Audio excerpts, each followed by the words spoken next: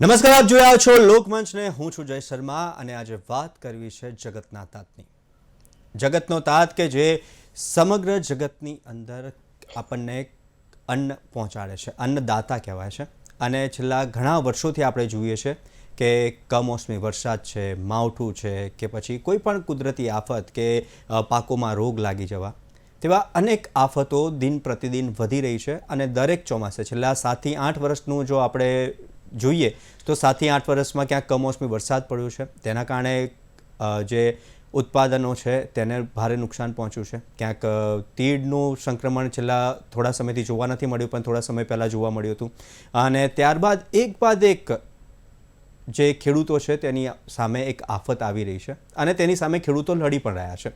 અને ત્યારબાદ જે ઘટના બનતી હોય છે છેલ્લા વર્ષોની જોઈએ તો કોઈ પણ પ્રકારનો પાક નિષ્ફળ જાય ત્યારબાદ ખેડૂતો દ્વારા માંગ કરવામાં આવે છે, સર્વે કરવામાં આવે અને તાત્કાલિક ધોરણે તેમને સહાય કરવામાં આવે. છેલ્લા ઘણા વર્ષોથી આપણે જોતા આવ્યા છીએ અને હરેકની અંદર આપણે છેલ્લા વર્ષોથી આ જોઈએ છે. ખેડૂતો દ્વારા માંગ કરવામાં આવે છે, સર્વે કરવામાં આવે છે અને સામે સરકાર દ્વારા પણ કહેવામાં આવે છે તાત્કાલિક ધોરણે સર્વે કરવામાં આવશે અને સહાય આપવામાં આવશે. સહાય ક્યાંક આપવામાં બી આવી છે, ક્યાંક કોઈ ખેડૂતો નારાજ બી છે અને ખેડૂતોને સમયસર સહાય પણ નથી મળતી કે તેઓ બીજી વાર કે જે પાક નિષ્ફળ ગયો છે તેને સર્વે થતાં થોડો સમય લાગે છે, તો એ સર્વે સુધી તેનું તેમ ખેતર રાખવું પડતું હશે અને ત્યારબાદ સર્વે થઈ ગયા પછી તે ખેતરમાંથી તે બગડેલો પાક કાઢવો પડે છે અને વાવણી માટેનો થોડો સમય તેમની માટે ઘટી જતો હશે. આ જે સીધી સિમ્પલ સરળ વાત છે, પરંતુ સવાલ એ થઈ રહ્યો છે કે દર વર્ષે સર્વે કેમ? શું આ પ્રકારની આફતો છેલ્લા ઘણા સમયથી આવી રહી છે તો યોગ્ય ચોક્કસ નક્કર પગલાં અને પોલિસી હોવા જોઈએ કે નહીં? કે જમીન છે, એક ખેડૂત છે, તેની જમીન છે, તે જમીન વધવાની તો છે નહીં. એ જમીનની ઉપર જે પાક થાય છે તે પાક બી મબલક પાક થવાનો જ છે. અને એક ખેડૂત છે જે જમીન ધારક છે તેની જમીન વધવાની નથી અને તે હર વર્ષે કેટલું બિયારણ લે છે, કેટલું ખાતર લે છે કે કેટલો ખર્ચ થાય છે તે એક સમયાંતરે સમય અને સીમિત છે. તો પછી દર વર્ષે એકના એક ખેતરનું સર્વે કેમ? જો એક ખેતર ઉપર આજે આ વર્ષે આકાશી આફત આવી અને ત્યાંનો પાક તદ્દન નિષ્ફળ ગયો છે, આવતા વર્ષે એ જ ખેતરની અંદર એક ખેડૂત અનાજ વાવે અને વાવણી કરે અને મબલક પાક થાય અને ફરી એકવાર એ પાક નિષ્ફળ થાય તો ફરી સર્વે કેમ? શું સરકાર પાસે ચોક્કસ જમીનના જે કહેવાય ક્ષેત્રફળ નથી? શું સરકાર પાસે ખેડૂતોની વિગતો નથી? શું સરકાર હર વર્ષે સર્વે કરવા જાય છે તો હર વર્ષે સર્વે કરવો જરૂરી છે? આવા અનેક સવાલો થઈ રહ્યા છે, કેમ કે તેના કારણે ખેડૂતોને મોટી નુકસાની પહોંચી રહી છે, સમયનો પણ તેમનો વેડફાટ થઈ રહ્યો છે. જ્યાં સુધી સર્વે ના થાય ત્યાં સુધી તે ખેતરમાં કામ નથી કરી શકતા. ઘણા સવાલો છે. તો શું કોઈ ચોક્કસ પોલિસી, કોઈ ચોક્કસ પ્રકારનું ફંડ આની ઉપર છે? અને કેવા પ્રકારે આપણે હર વર્ષે આવતી આફતોનો સામનો કરી શકીએ, કેવી પોલિસી બનાવી શકીએ, તે વિશે ચર્ચા કરીશું લોકમંચની અંદર. આ ચર્ચા કરવા માટે આપણી સાથે ગેસ્ટ પેનલમાં જોડાયા છે કુલદીપ સગર કે જેઓ વિકાસ નિષ્ણાંત છે અને સાથે જ નાગજી ભાયાણી કૃષિ નિષ્ણાંત છે. કુલદીપભાઈ, નાગજીભાઈ, આપનું સ્વાગત છે લોકમંચમાં.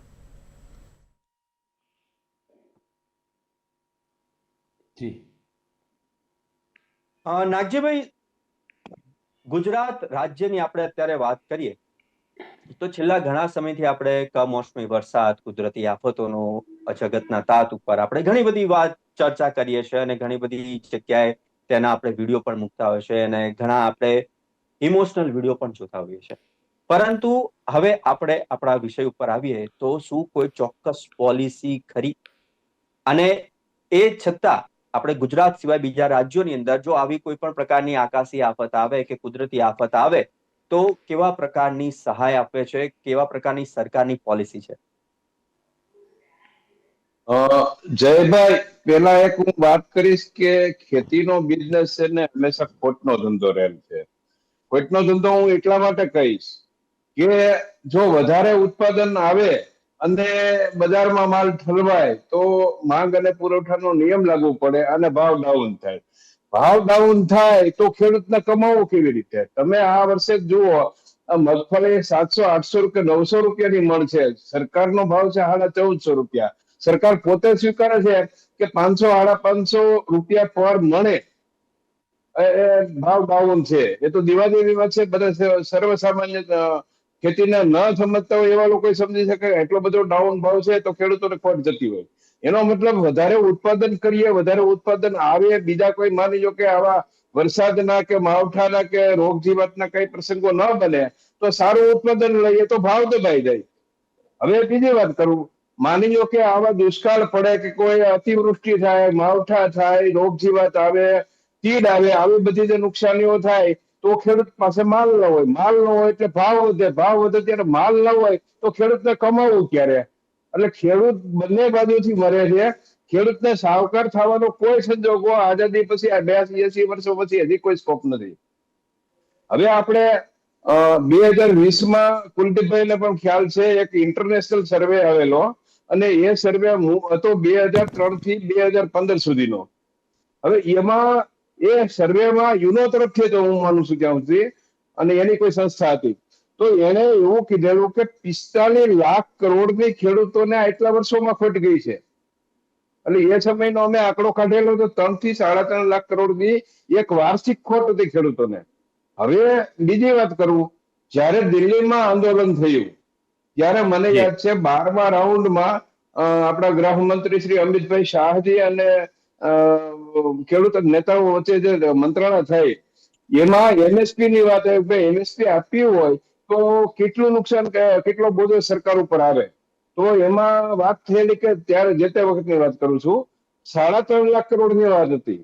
એટલે એક વસ્તુ આપણે નક્કી કરીએ કે 3.5 થી 4 લાખ કરોડ રૂપિયા તમે એમએસપી ને બને ટેકાના ભાવે પણ આપી શકો, નુકસાનીના રૂપે પણ આપી શકો. હવે આ બે વસ્તુ એક સિક્કાની બે બાજુ છે. એક વાત તમને સમજાવું, જો તમારી પાસે માલ ન હોય, માલ બગડ્યો હોય, ખરાબ થયો હોય, કોઈ તકલીફો ઉભી થઈ હોય તો વીમા સ્વરૂપે કઈ સહાય સ્વરૂપે એનડીઆરએફ ગણો, એચડીઆરએફ ગણો, જે કઈ ગણો એ હિસાબે પૈસા ખેડૂતને આપવા જોઈએ. માની લો કે એવું કઈ નથી થયું, સારું વર્ષ છે, પુષ્કળ ઉત્પાદન આવ્યું છે, તો જે બજારમાં ભાવ દબાય છે તો એનાય બદલો બે રીતે નથી આપવાનું, એક રીતે જ આપવાનું છે. સારા વર્ષનું પુષ્કળ ઉત્પાદનનું, ટેકાના ભાવનું, એમએસપી નું, અને એક છે વીમાના સ્વરૂપમાં. હું માનું છું ત્યાં સુધી એક સિમ્પલ તમને ગણિત સમજાવું, 70% વસ્તી ભારતની ખેતી ઉપર આધારિત છે, તો આપ સ્વીકારશો? જી. આ સરકાર આવી એ પેલા કોઈ પણ સરકારે ખેતી ઉપર ટેક્સ નાખવાનું સપનામાં વિચાર્યું નહોતું. એમને ખબર હતી ખોટનો ધંધો થયા. હવે આ જીએસટી આવ્યા પછી તમે 2 લાખ કરોડનું પેપરમાં વાંચતા હશો, દર મહિનાની 2 લાખ કરોડની સાહેબ જીએસટી ની આવક છે. એમાં જો 70% વર્ગ ખેડૂત હોય અને ખેતીના જો ઇનપુટ લેવા જાય છે એની ઉપર જીએસટી લાગતી છે, ખેડૂત જીએસટી કેટલો ભરતો હોય છે? તો એના હિસાબે તમે ગણતરી કરો ને તો 4 થી 5 લાખ કરોડનું બજેટ કદાચ ખેતી માટે ફાળવવામાં આવે તો સરકારને કોઈ પ્રોબ્લેમ નથી. ખેડૂતના જ પૈસા છે ને ખેડૂતને પાછા આપવાના છે. પણ આ સીધી અને સિમ્પલ વસ્તુ, હવે આ ફસાય છે ક્યાં તમને સમજાવું. આટલા વર્ષોએ કોઈ ડેટા સરકાર પાસે નથી. કેટલું વાવેતર છે એના ડેટા નથી. તમે મૂળ વાત સમજો, અંગ્રેજોએ જયારે 12 નંબરની કોલમ 7 અને 12 ને 8 અને હોય ખેતીના બધા પેલા પેપર ડોક્યુમેન્ટ હોય છે, એમાં 12 નંબર ઉપર પાણી પત્રકની જોગવાઈ હોય સાહેબ. જયભાઈ તમે વાતને સમજો, મેં મારે ખેતર જે વાવ્યું છે ને એ સરકારને કેવી રીતે ખબર પડે? મારે ખેતર જે ખરેખર તો તલાટીને અથવા રેવન્યુ મંત્રીને ખેડૂતને ખેતર છે ને એની નોંધ કરવાની હોય. હવે તલાટી ઉપર એટલો બધો બોજો છે કે આ બધું કરી ના શકે. મારી આ છાત્ર ધોરણની મહેનત પછી ગઈ સાલે સરકારે સ્વીકાર્યું કે ભાઈ ગામ દીઠ 5 ગ્રામ મિત્રોને જૂન મહિનાથી સર્વે કરવા લગાડવા, કોને કેટલું વાવ્યું હોય. હવે જો સરકાર પાસે ડેટા જ ન હોય, તમે વાત કરીને હમણાં કે ભાઈ આટલી જમીન છે, એટલું છે, પણ જો ડેટા જ ન હોય તો કોનો સર્વે કરીને કોને આપે? એટલે મૂળ વસ્તુ છે એ છે કે વાવણી ખરેખર તો પાણી પત્રક ખેડૂતની ફરજ બને છે. ખેડૂતે પોતે પાણી પત્રક ફરજિયાત લખાવી દેવું જોઈએ. એટલે એનાથી થાય શું, એક વર્ષે દિલ્હીથી મને પત્ર આવ્યો કે આયાત નિકાસ નીતિ અમે નક્કી કરી રહ્યા છીએ એગ્રીકલ્ચરમાં, તો એમાં આપણે સૂચનો જણાવો. તો મેં એમાં લખીને મોકલ્યું ભાઈ તમારી પાસે ડેટા જ ખોટા છે તો તમે આયાત અને ઘટે તો તમે આયાત કરો, વધે તો તમે નિકાસ કરો. જે ડેટા તમારી પાસે સાચા નથી તમે કેવી રીતે બધું ગોઠવવાના? એટલે હાવ લોલ ચાલી રહ્યું છે સાહેબ. જે કઈ નીતિઓ બને છે એ નીતિઓ નીતિ આયોગ પેલા આયોજન પંચ હતું, 80 ચેમ્બરોમાં બેહી મોટા મોટા બ્યુરોક્રેટ્સ આ નક્કી કરે છે 5 વીઘાનો 7 વીઘાના ખેડૂતને ખેતરમાં જે મુશ્કેલીઓ પડે છે એની અને આ બંને વચ્ચેની કોમ્યુનિકેશન ગેપ છે. ઈ ગેપ જી કોણ પૂરે? જે નીતિ ઘડે, માની લો કે હું ખેડૂત છું, વાતને સમજુ છું, મને પૂછે કે ભાઈ તમે આમાં હું સૂચનો આપો, તો હું 5 આગેવાનો કે ભાઈ આમની નામ કરાય. હવે બોલાવને તો કોઈને માનવું નથી ખેડૂતનું, વાહવાહી જી કરવી છે. અને આખું આખું તંત્ર સાહેબ એવી રીતે ભયંકર રીતે ગરકામાં ધસી રહ્યું છે કે આનું ભવિષ્ય વિચારીએ ને તો કપકપું આવી જાય છે શરીરમાં. એટલે આવી વાત છે જયભાઈ. કુલદીપભાઈ, એક સામાન્ય માણસ પણ સમજી શકે કે એક એક્ઝામ્પલ તરીકે સમજાવજો કે ખેડૂત છે, તેની પાસે જમીન છે, તે હર વર્ષે બિયારણ પણ ખરીદશે, ખાતર પણ ખરીદશે, અને જે પાક હોય, જે સિઝનેબલ પાક હોય, કે 3 પાક લેતા હોય કે 4 પાક લેતા હોય, તેની એક ડેટા એન્ટ્રી પણ થઈ જાય ખેડૂત કાર્ડની અંદર. અને જો ક્યારેક એ પાક નિષ્ફળ થાય તો સરકારને પણ એક સવલત તરીકે રહે, અને સરકારને પણ સરળ પ્રક્રિયા રહે કે ભાઈ આ ખેડૂતે આટલા એરિયાની અંદર આટલું બિયારણ લીધું છે, આટલું ખાતર લીધું છે, કે XYZ વસ્તુઓ લીધી છે ખેતીને લઈને, અને એનો પાક નિષ્ફળ ગયો છે, તો એટલા પૈસા, અને સાથે જ જો આ પાક સફળ થાય તો કેટલો મબલક પાક થતો હતો, અને એને લઈને એક સર્વે કરીને શું એ એટલા પૈસા ખેડૂતોને ના આપી શકે? આ ઉત્તમ ને સરળ પદ્ધતિ થઈ શકે ખરી?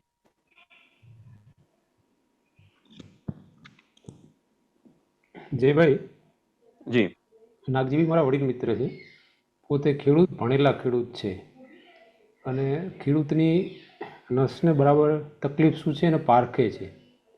તે એમને જે સજેશન કર્યા એમાં તો કંઈ હું પૂરી તરહ સહમત છું, મારા કરતાં વધારે જાણે છે નાગજીભાઈ. તમે જે કીધું એમાં એ છે, આજના જમાનામાં, આઈટીના જમાનામાં એ શક્ય છે.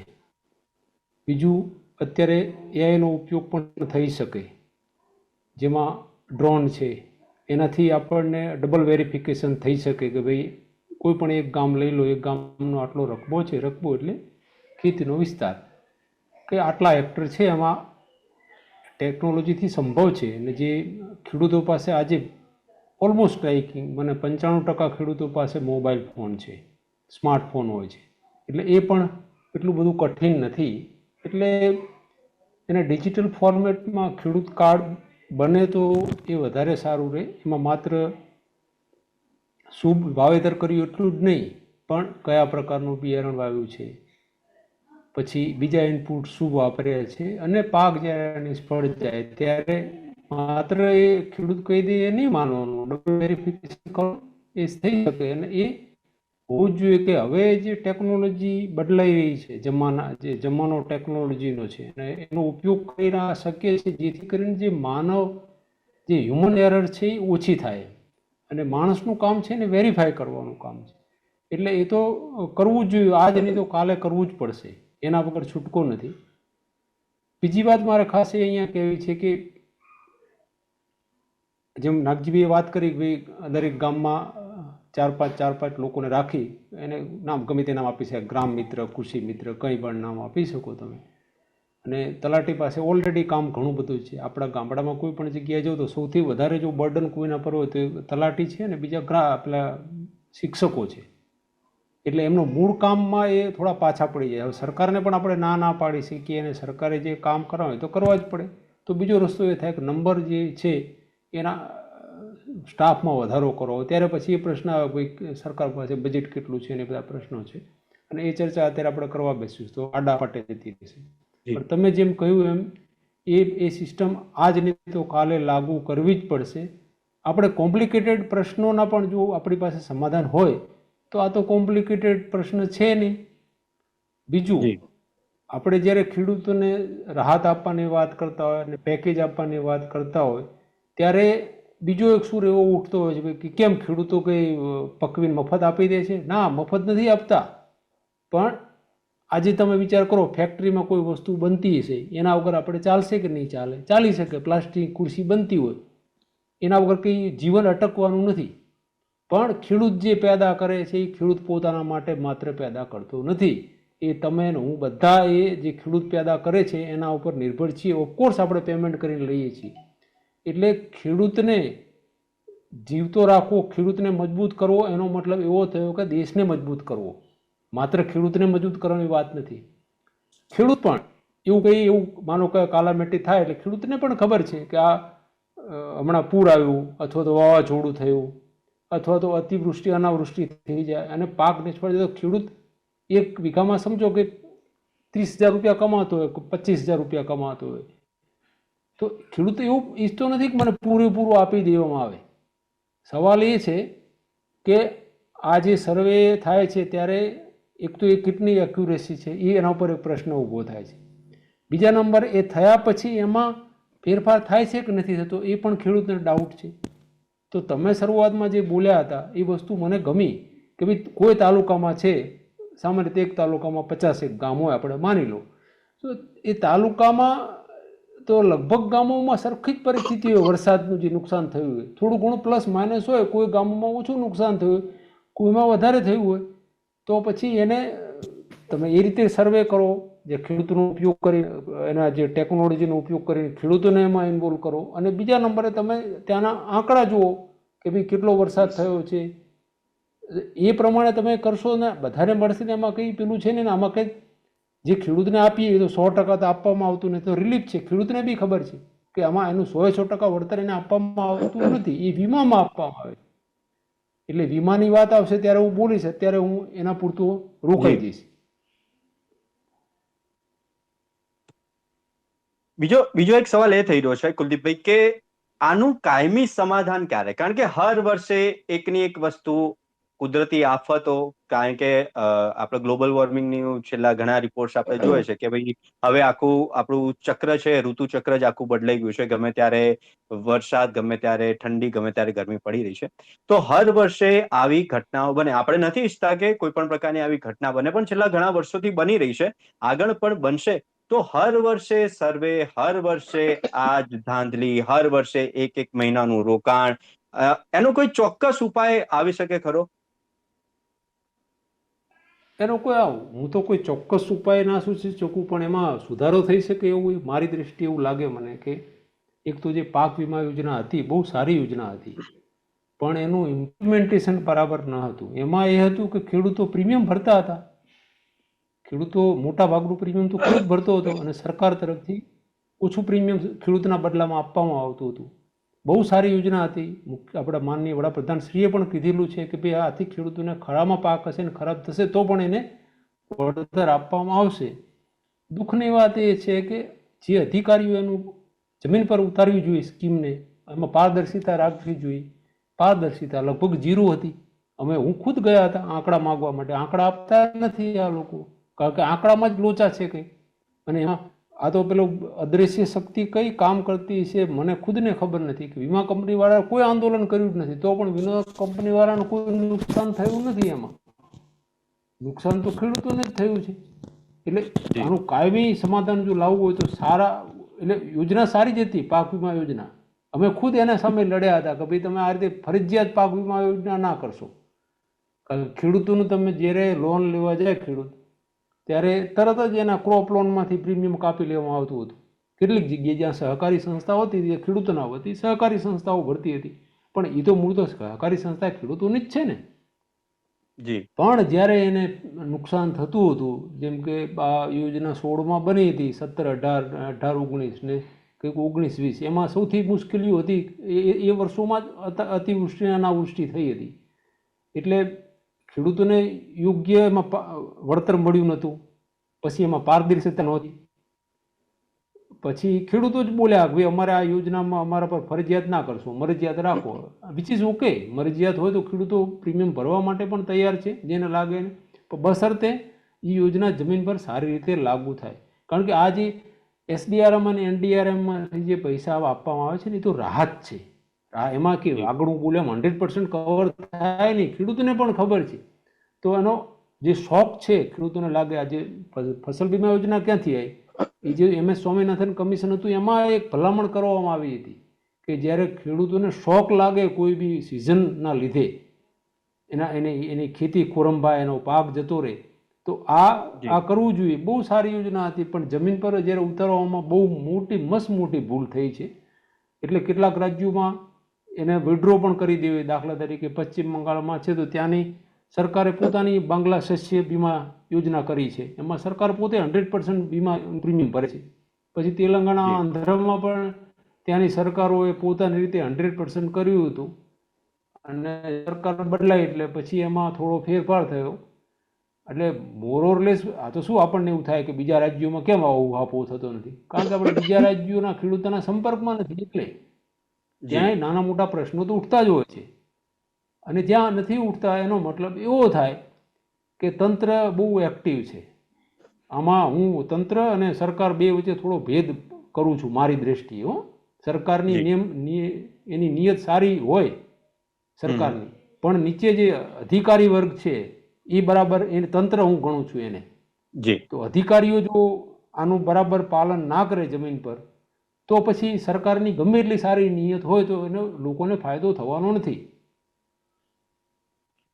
નાગજીભાઈ, ખેડૂત છે તે હાલ કુદરતી આફતો અને બજારની અનિશ્ચિતતાની સામે લાચાર બન્યો છે. જવાબદાર કોણ? સરકાર, સરકારી તંત્ર, સિસ્ટમ કે પોલિસી? કોને બનવું પડશે સ્ટ્રોંગ?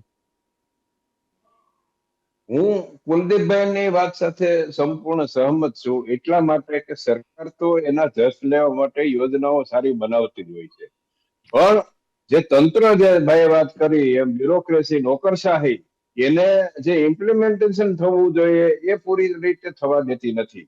હવે કામની આળસ થતી હોય કે જે હોય તે, એ વસ્તુ પહેલી વાત છે. એક વાત કરું જયભાઈ, 2018માં મોદી સાહેબે વડાપ્રધાન તરીકે એક કમિશન બેહાડ્યું કે ભાઈ ખેડૂતોને આપણે કેવી રીતે ફાયદો આપી શકીએ.